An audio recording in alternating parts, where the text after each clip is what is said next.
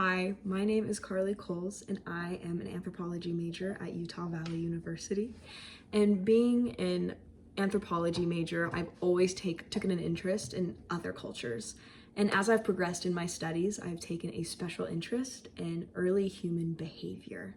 And it's made me think of all the stereotypes that I've heard growing up and even in my day-to-day conversation, that early humans or hunter-gatherers are cavemen, savages, barbaric, stupid.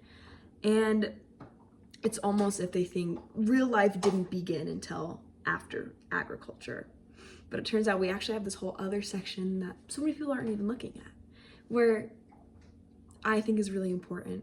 So today I'm going to be talking about hunter-gatherer social structures, and how that bleeds in today. And I think there's a lot more similarities between us than a lot of people would like to admit. So first off, I would like to establish the term hunter-gatherer. Hunter-gatherers are small nomadic groups that acquire most, if not all, their energy sources from the land through hunting and gathering. They're very mobile,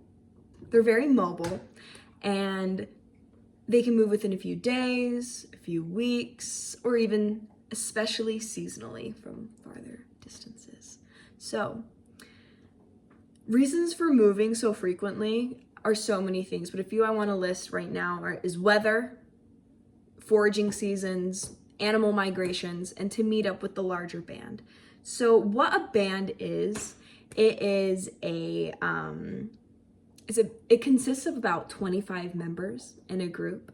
And even though the band is about 25 group, within that band, there are family units. And it's those family units that fluidly travel within the year. And of course they meet up, they're very intimate. They would be considered a primary group because every interaction is human to human. So everyone knows of each other, right? Everyone interacts with each other, and everyone is going to share those resources and information that's necessary to be successful. So no one was forced to stay or leave, and it was so fluid, and somehow it still formed a hierarchy. So hunter-gatherers know the importance of social cooperation and that the groups are essential for survival. Marcus J. Hamilton, an archaeologist and the Department of Anthropology at the University of Texas in San Antonio, states that individual foragers should maximize fitness by participating in social networks of exchange that optimize the flow of resources. This reflects the fact that nomads didn't act out of pure instinct and selfishness. They had to strategize as a group. So this leads to how they run their social structure. As Professor Lyons stated in class, that early human groups developed hierarchies to organize roles, manage conflict, ensure efficient decision making. So not only was this a social structure that appears in Homo sapiens, but it also appears in Homo habilis, which was an early Homo variant. And they lived 2.4 to 1.7 million years ago. So I think this just goes to show that hierarchy isn't something of just human, it's something that's been going on for a very long time, and they're actually quite common in nature. So I think it's also important to emphasize that hunter-gatherers aren't just people of the past. There are plenty of tribes that live today on this same planet that live the hunter-gatherer nomadic lifestyle. And tribes would be like the Inuits in the Arctic and the Kong tribe in Southern Africa. I hope I pronounced that close. So I will say, evolutionarily speaking, that hunter-gatherer societies are the most successful way of living for humans. And I can't speak for hunter-gatherers in the future, but the past kind of speaks for itself. We've had a lot of success living this way.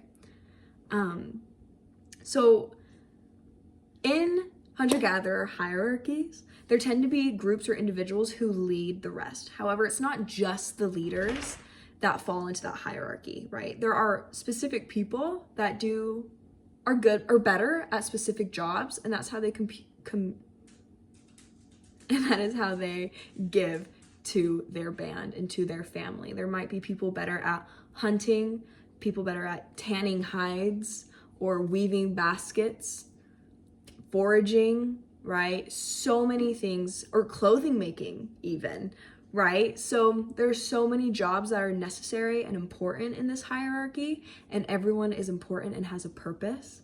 And one thing I think is very fascinating to note is that in some tribes it has been observed that children have their own rights and they're considered their own individual at a young age and have their own sovereignty the same as an adult would.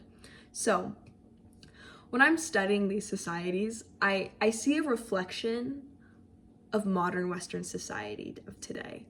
We have hierarchies, we have primary groups within the secondary ones.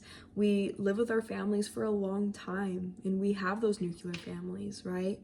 And when we make choices to benefit the survival and the benefit of ourselves and the people around us, whether that's at school, work, our friends, our family. It's still a very prevalent thing that humans do today.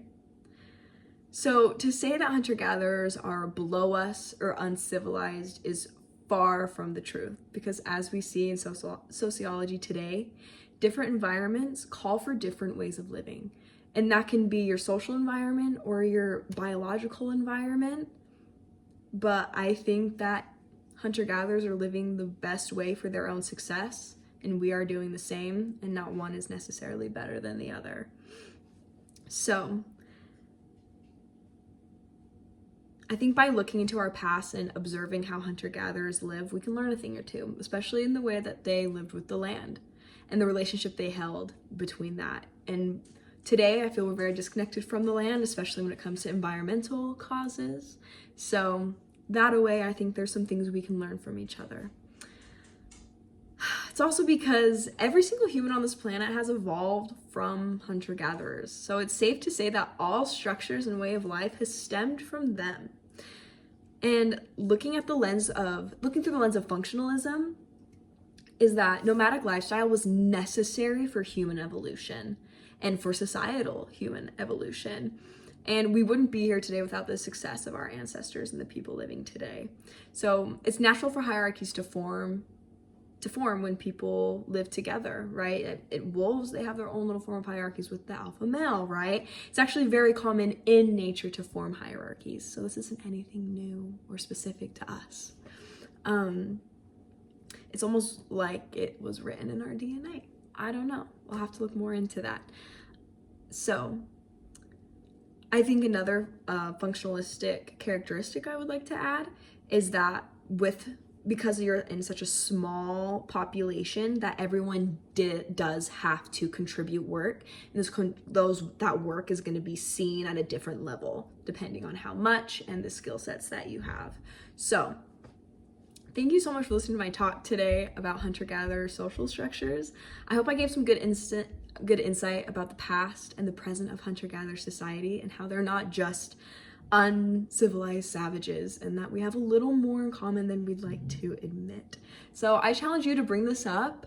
Just ask people what they know about hunter-gatherers, or see if you hear anything about early humans at your holiday parties this year.